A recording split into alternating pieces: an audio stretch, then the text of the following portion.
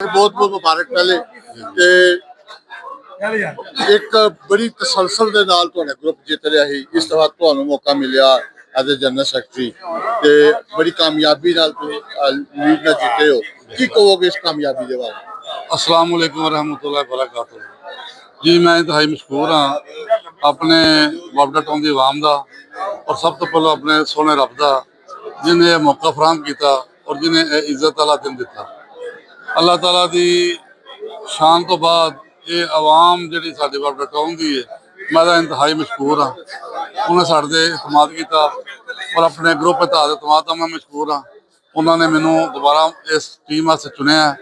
पहला भी मैं 3 साल काम किया वापडा टाउन सोसाइटी एज ए नैब सदर और हम मैनू सैकटरी वास्ते चुनिया गया है। मैं इंशाअल्लाह ताला अल्लाह के घर तो उम्मीद रखना कि पहले नालों बेहतर सर्विस पेश करांगे। पहले ने वापडा टाउन साढ़े तो कोई गिला शिकायत नहीं रहेगा। जिहड़ियां कमियां पिछले टन्योर च रह गई ने इंशाअल्लाह राणा रमजान साहब की सदारत दे विच असीं पूरी टीम मिल के दिन रात मेहनत करांगे और वापडा टाउन बेहतर तो बेहतर बनाएंगे। अच्छा, एदा बड़ा इस दफा कांटेदार मुकाबला ये मुकाबला भी होया। पिछले तमाम इलेक्शन इस दफा मुकाबला ज्यादा टफ सी और इल्जामात की बशार भी सी। इसके बावजूद तुसी अपना ग्रुप नहीं छड्या और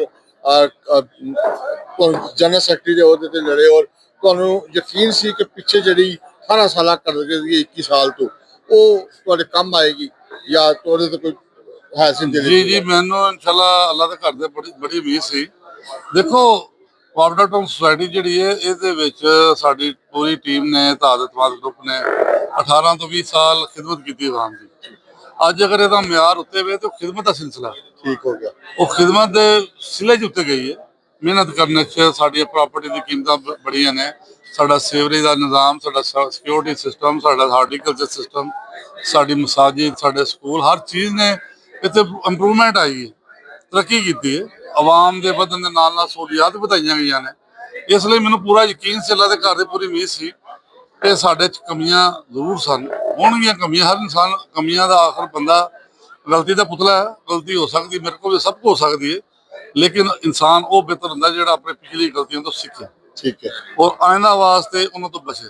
ठीक है और इंशाअल्लाह साडी यही ख्वाहिश और यही कोशिश रहेगी आने वाले वक्त भी ਅਸੀਂ ਵਾਪਡਾ ਟਾਊਨ ਦੀ बेहतरी वास्ते जो बेहतर मुमकिन ਅਸੀਂ कर सकी आवाम की सहूलियात वास्ते ਅਸੀਂ करांगे। अच्छा, आखिर के जड़ा आखिरी टाइम विच ग्रीन मीटर के हवाले नाल बड़ा इशू सी, बड़ा नाकाम सी।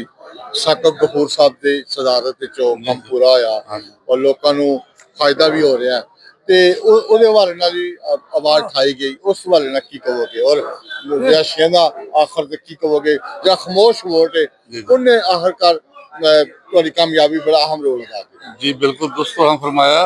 देखो ग्रीन मीटर का इशू साडा काफ़ी देर तो चल रहा सी। असीं इहदे वास्ते बड़ी मेहनत की दिन रात असां कोशिश किया गैपको के दफ्तर चक्कर लाए और साकब गफूर साहब ने साडी पूरी टीम ने अखलाक भट्ट साहब ने सानू बड़ा लीड किया गैपको की टीम दे विच। उन्हां दा बड़ा अहम किरदार है। शुआब भट्ट साहब का खुरम दस्तगीर खान साहब का बड़ा अहम रोल है। उन्होंने सानू पूरा ताउन किया और उन्होंने ताउन नाल ही असीं किते चलते रहे। मामलात काफ़ी हद तक तय हो चुके सन लेकिन फिर कुछ सरकारी मसायल सन जिसकी वजह तो असीं तोड़ नहीं पहुँचा सके। हले भी साडा केस नैपरा कोल पिया असीं उहनूं दोबारा कंटिन्यू करांगे लेकिन इस दौरान सानू लाहौरों कुछ बंदियां दस्सिया कि वैलेंशिया टाउन दे विच भी सिस्टम चल रहा है और 2-3 सोसाइटियां चल रहा है। असीं उहनूं फॉलो अप किया।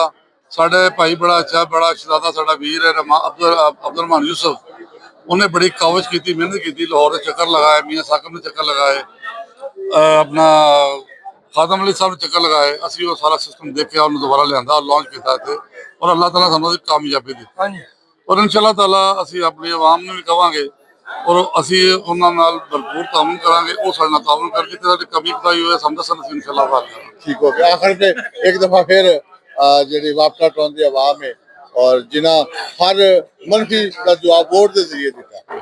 देखो जी वापडा टाउन में बाशऊर लोग रहते हैं और वो समझते हैं इतों का कल्चर को जानते हैं। उन्होंने पता सी कि इतने आने वाले जो साडा वैलफेयर ग्रुप साडा मुहालफ ग्रुप है वो जो अजायम सन जो इरादे सन वो समझते सन। उन्होंने देखते हुए उन्होंने सानू चुनिया कमोश वोट सानू मिलिया ਔਰ ਥੈਂਕ ਯੂ ਸਰ ਜਜ਼ਾਕੱਲਾ ਮਿਹਰਬਾਨੀ ਤੇ ਮਿਹਰਬਾਨੀ ਦਾ ਉਸ ਬੋਰਡ ਨੇ ਅਹਿਮ ਰੋਲ ਅਦਾ ਕੀਤਾ। ਉਹ ਲੋਕ ਸਮਝਦੇ ਸਨ ਕਿ ਸਾਨੂੰ ਆਪਣਾ ਟਾਊਨ ਬਚਾਉਣਾ ਹੈ, ਸਾਨੂੰ ਆਪਣੇ ਟਾਊਨ ਨੂੰ ਮਹਿਫੂਜ਼ ਕਰਨਾ ਹੈ, ਔਰ ਉਹ ਸਮਝਦੇ ਨੇ ਕਿ ਇਤਿਹਾਦ ਇਤਮਾਦ ਗਰੁੱਪ ਇੱਕ ਮਜ਼ਬੂਤ ਸਾਡਾ ਟਾਊਨ ਹੈ ਔਰ ਇਨਸ਼ਾਅੱਲਾ ਤਾਲਾ ਅੱਲਾਹ ਤਾਲਾ ਦੇ ਫਜ਼ਲ ਕਰਮ ਨਾਲ ਅਸੀਂ ਇਸ ਟਾਊਨ ਦਾ ਪੂਰਾ ਦਫਾ ਕਰਾਂਗੇ। ਬਹੁਤ ਸ਼ੁਕਰੀਆ।